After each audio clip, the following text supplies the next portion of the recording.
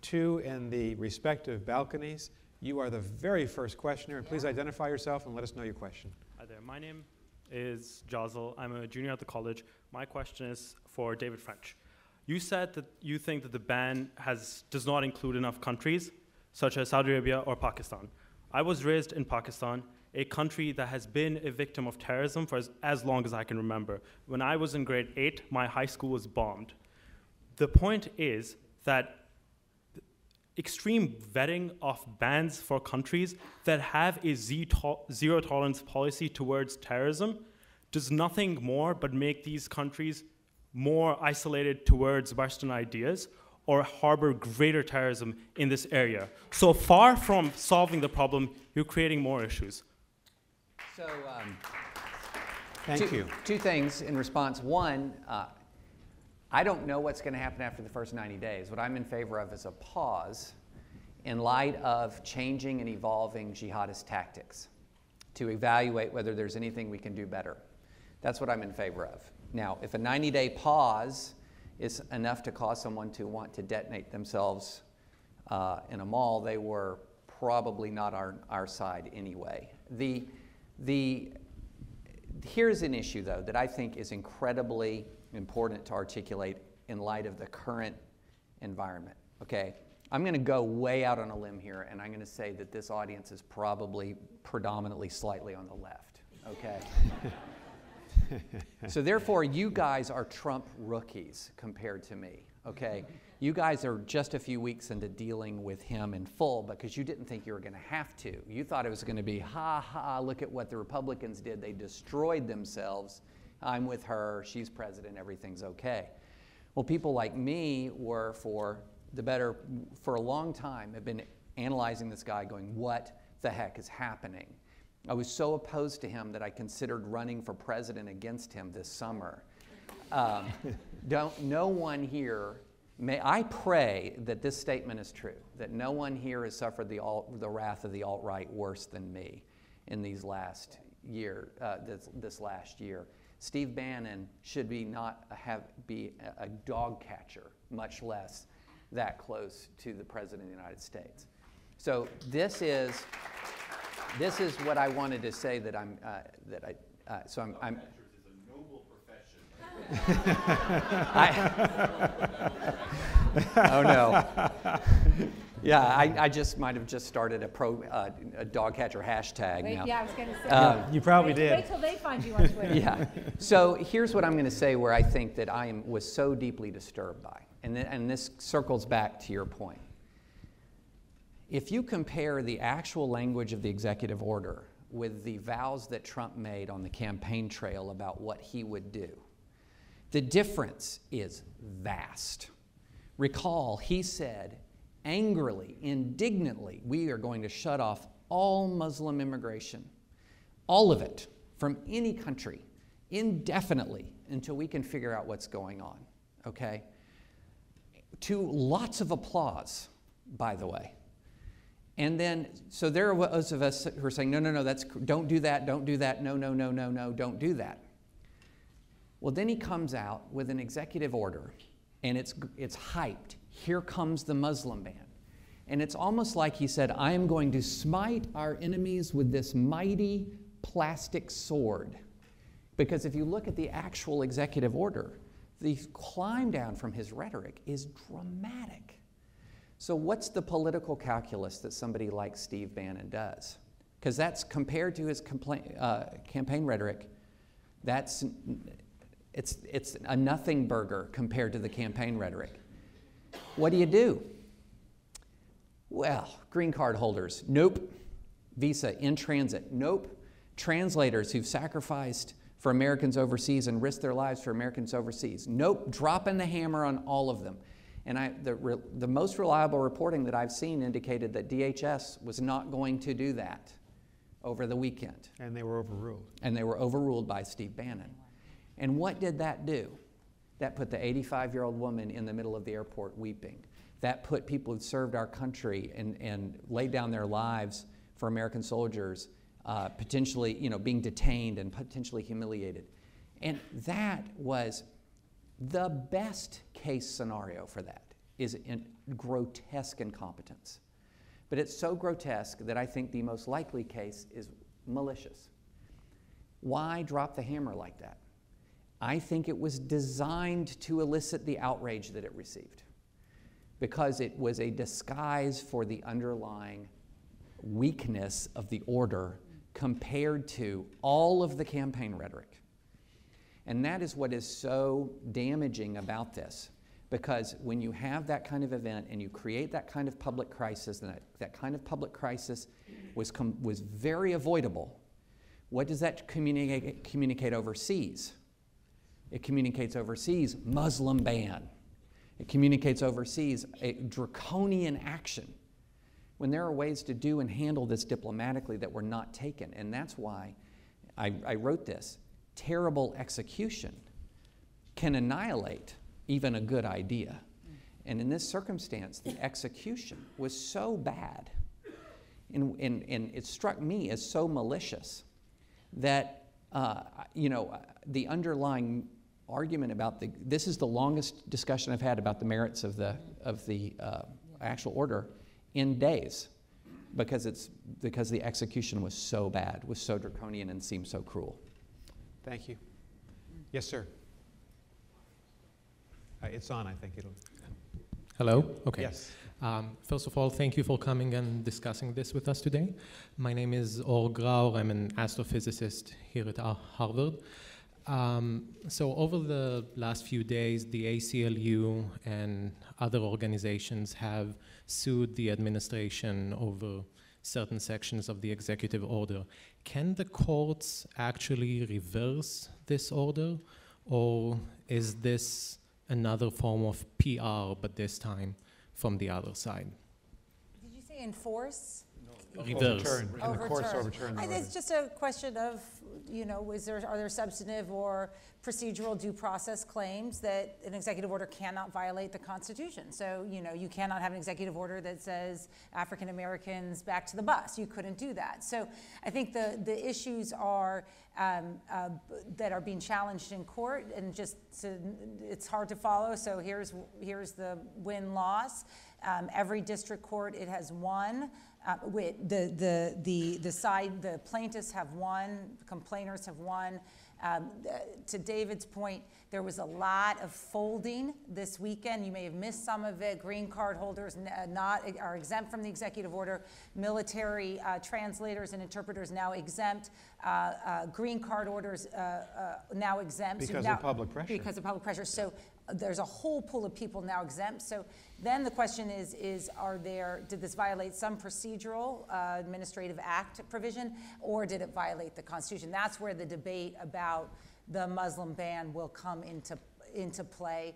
That is why there were lots of jokes. Giuliani came on air during this weekend and used the word Muslim ban, and there were lots of jokes online about Exhibit A for the plaintiffs. And so that it is now a court case, and very typical in that sense.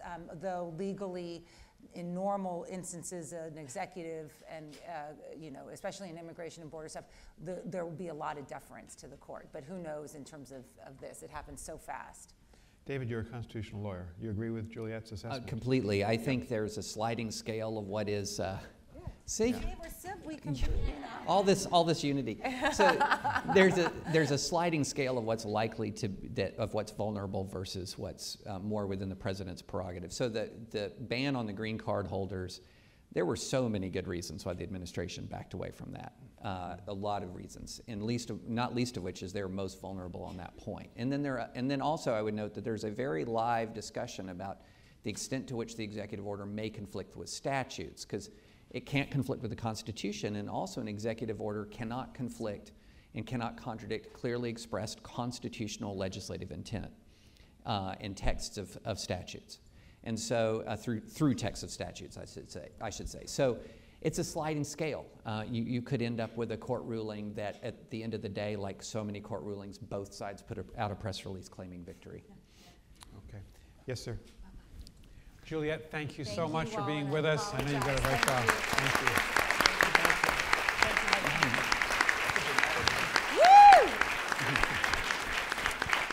Yes, sir.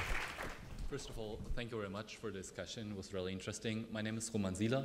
I'm an exchange student from Germany, actually, and my question goes a little bit in the European direction. If we look at Germany, we had one terror attack since letting in around 1 million refugees from all over the world, mostly Syrian and refugees from other Islamic countries. And my question is security the right priority? Because if we only prioritize security over everything else, we say that every German life or American life is more worth than 100,000 saved Syrians from a war zone. And I personally would say that is a balance that is not ethical in any sense. And I think that security in such hard times like we live through now is not the best priority to have, but we should look at the balance between the two things. Thank you very much. And yeah, I would like to know your opinion on that. Sorry. It's a very good question, this tension between security and ethics and doing the right thing. Moshik. Yeah, so as I said before, I'm skeptical about the whole security framework for this question. Historically speaking, again, if our leaders were, these people who are now in power were genuinely interested in security of people in the United States, they would do something about guns, for example, which is the source of, by far, including, sorry for being so, toddlers with guns kill more people than Muslim terrorists in the United States. People are looking at security through a very narrow prism here, which is the potential terrorism that might come from these war-torn regions. And again, acknowledging that it's a possibility, we have serious problems of violence in the United States. We have terrorism in the United States that has nothing to do with the Muslim world. In fact, is often targeted against Muslims, against minorities. The administration doesn't seem to be making that a priority at all. So my worry is that even if we adopt the security framework, we have to be consistent about it. We have to be realistic about where the threats are coming to Americans and face it on those merits. Otherwise, we're looking at a situation in which security is being used as a kind of cover for a vision of what this country looks like almost in terms of its population, in terms of its composition. Thank you very much. Thank you for your question. Yes, sir. Shota, I just arrived from Maui to ask this question to the commissioner. How easy is it to obtain fake visas from France or Germany that will put into question the entire ban for organizations like ISIS who are well-funded? And I'm just an applicant for MPP program. So the issue is around, for instance, fake passports, fake documents, et cetera. So there is a lot of screening that's done both by Immigration and Customs Enforcement, laboratories and others, and also by Customs and Border Protection to look at a variety of documents. For instance, I think it was widely publicized that when ISIS took over some of the towns in Syria, they actually were able to go and obtain actual Syrian passports.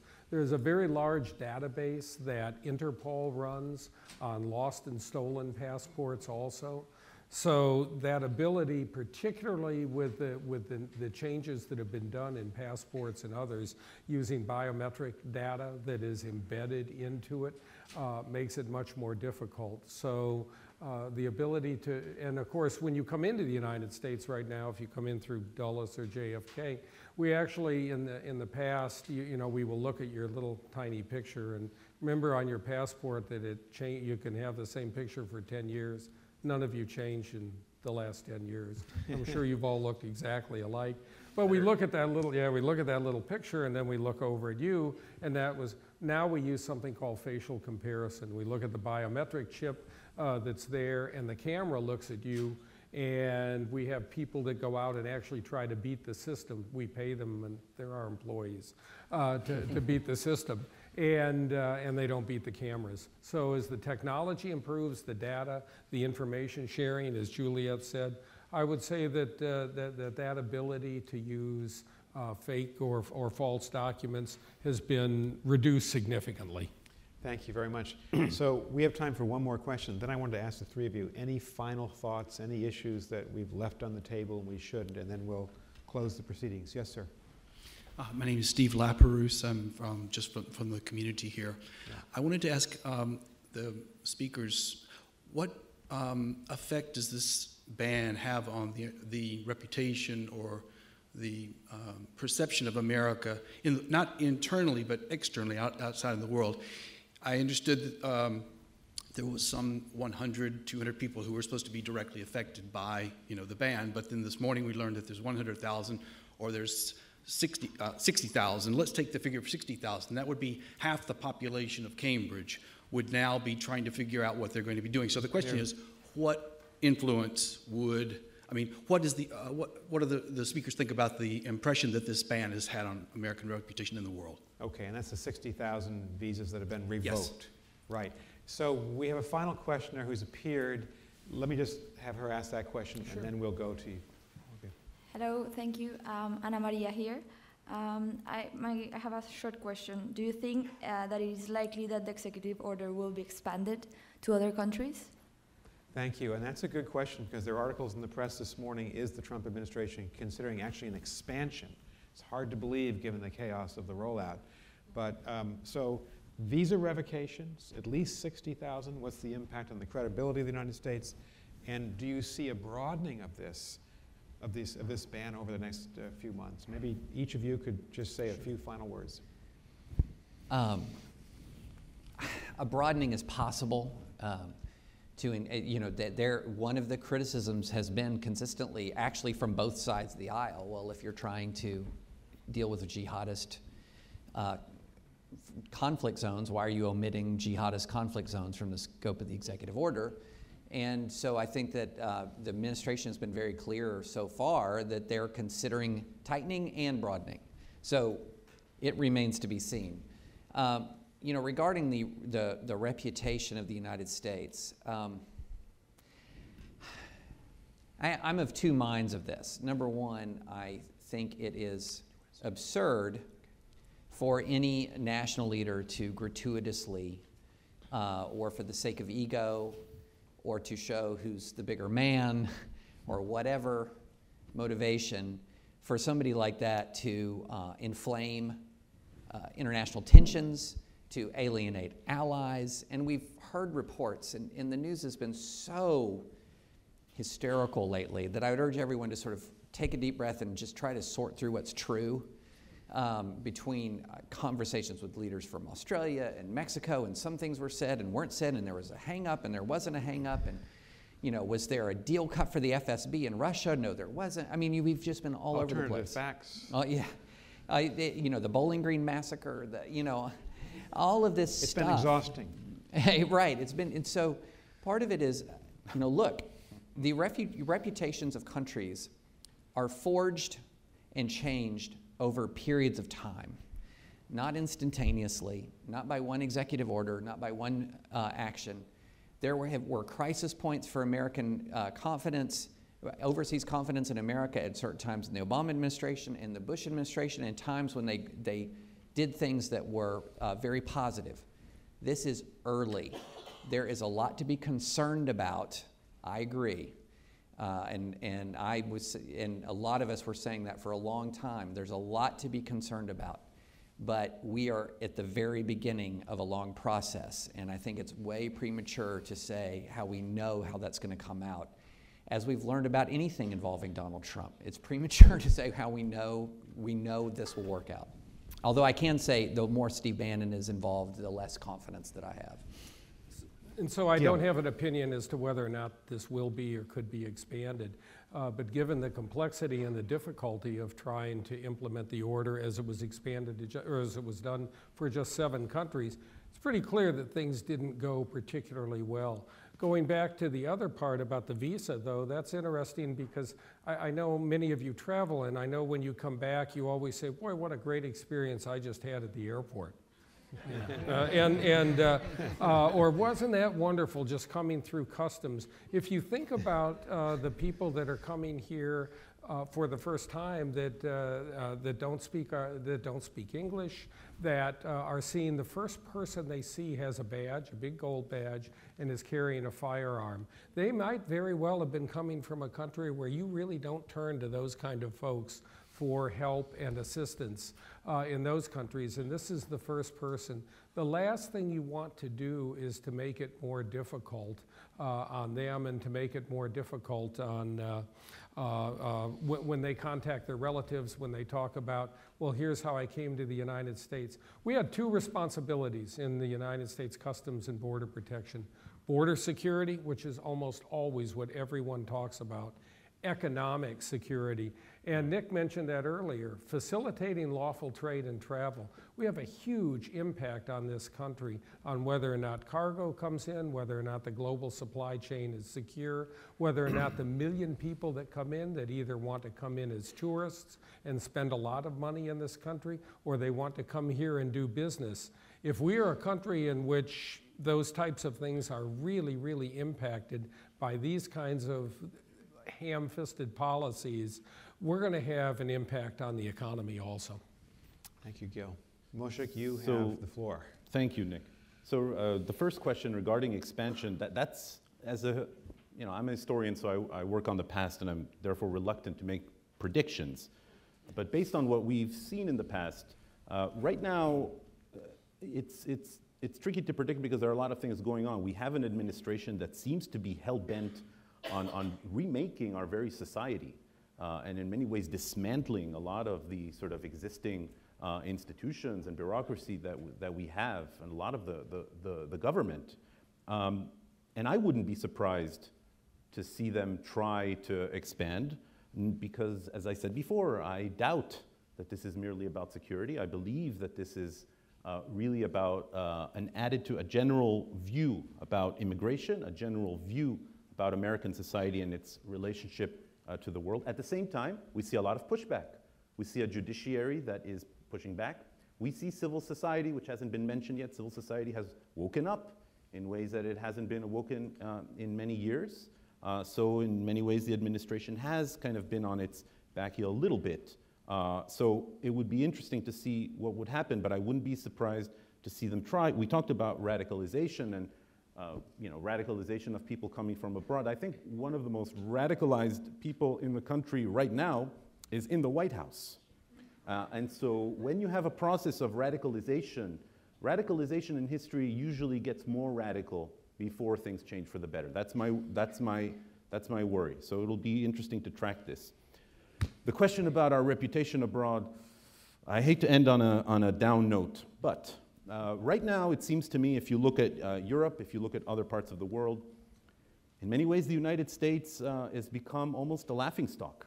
It started already during the campaign, when people got a good look, especially at the candidate who is now our president, and his style, his lack of adherence to basic truth, et cetera, et cetera, et cetera. The list goes on. The lack of civility, the other kinds of issues that came up. So that's on the one hand. On the other hand, now we're also a source of fear. We're a source of fear for Europeans. We're a source of fear for our allies. We're a source of fear for our, maybe enemies is not the right word, but I've heard just in the past week talk about invading Mexico. I've heard talk about possibly attacking Iran. I've heard visions of war with China, and that's just a short list. So it's not very isolationist. So that's the main fear that I have. And then the last thing I would say is we in the United States are a role model for people around the world. Many of our students come here because they want to learn not just at Harvard, but because they want to come to the United States. The United States is a role model, at least it has been, for democracy, for its civil society, for its diversity, for the strength of its education system, its higher education system, and the list goes on. Where I think this is going is that we will no longer be able to be that role model, and we won't be able to have the moral or political upper hand, as it were, over almost anyone around the world if this kind of politics continues. I'm going to end on hope. because after that beautifully... I thought that was hopeful. No, well... that was me being hopeful. If you've seen Hamilton, or if you can't afford it and you just listen to the beautiful music, there's a wonderful line by Lin-Manuel Miranda where Hamilton and Lafayette are saying, immigrants, we get the job done. And I just want to say, the glory of this country is our immigrant and refugee base. Thank you to this wonderful panel. Thank you to our great dean for your wisdom. Thanks for being here. Thank you.